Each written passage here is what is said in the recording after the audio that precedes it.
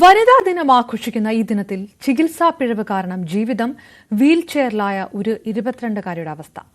പാറശാലയിലെ ഒരു സ്വകാര്യ ആശുപത്രിയിൽ നടത്തിയ ശസ്ത്രക്രിയയോടുകൂടി അരയ്ക്ക് താഴെയുള്ള ചലനശേഷി നഷ്ടമായതാണ് നീതിക്ക് വേണ്ടിയുള്ള നിയമ പോരാട്ടത്തിലേക്ക് ഇടയാക്കിയത്.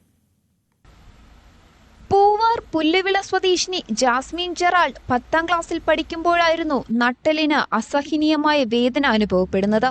തുടർന്ന് പാറശാലയിലെ സ്വകാര്യ ആശുപത്രിയായ സരസ്വതിയിൽ ചികിത്സ തേടി.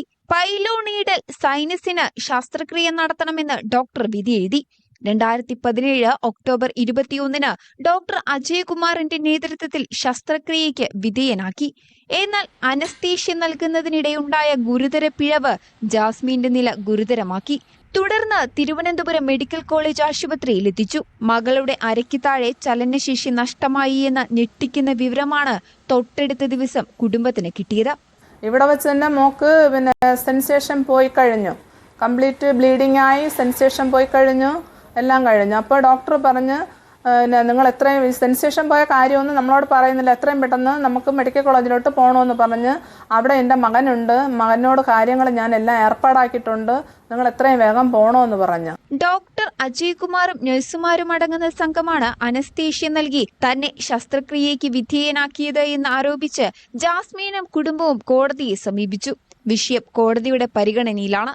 തനിക്കുണ്ടായ ദുരനുഭവം മറ്റൊരു വ്യക്തികൾക്കും ഉണ്ടാകരുത് എന്ന ഉദ്ദേശത്തോടെയാണ് നിയമ പോരാട്ടത്തിന് ഇറങ്ങിയത് എന്ന് ജാസ്മിൻ വ്യക്തമാക്കി. എനിക്ക് അനസ്തേഷ്യ തന്നപ്പോഴത്തേക്കും നട്ടെല്ലിലാണ് നമുക്ക് അനസ്തേഷ്യ തരുന്നത്.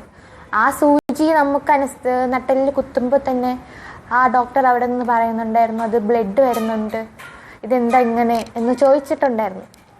ആ സമയത്ത് തന്നെ എനിക്ക് ബോധം പോയി. പിന്നെ സംഭവിച്ചത് എന്താണെന്ന് എനിക്ക് അറിയത്തില്ല. പിന്നെ എനിക്ക് നടക്കാൻ പറ്റുന്നില്ല, വീൽ ചെയറിലാണ്. അപ്പോൾ ഇതുപോലത്തെ അവസ്ഥ ഇനി ആർക്കും ഉണ്ടാവാൻ പാടില്ല. ഇതിന് ഒരു നീതി വേണം. ഡിസ്റ്റന്റ് എഡ്യൂക്കേഷനിലൂടെ ബികോം കൊമേഴ്സ് പഠനം നടത്തുന്ന ജാസ്മിൻ IAS നേടിയെടുക്കണമെന്ന ആഗ്രഹത്തിലാണ്. ഒപ്പം തനിക്കുണ്ടായ ഈ ദുരവസ്ഥയ്ക്ക് കാരണക്കാരായവർക്കെതിരെ നിയമ പോരാട്ടവും. ന്യൂസ് 18 തിരുവനന്തപുരം.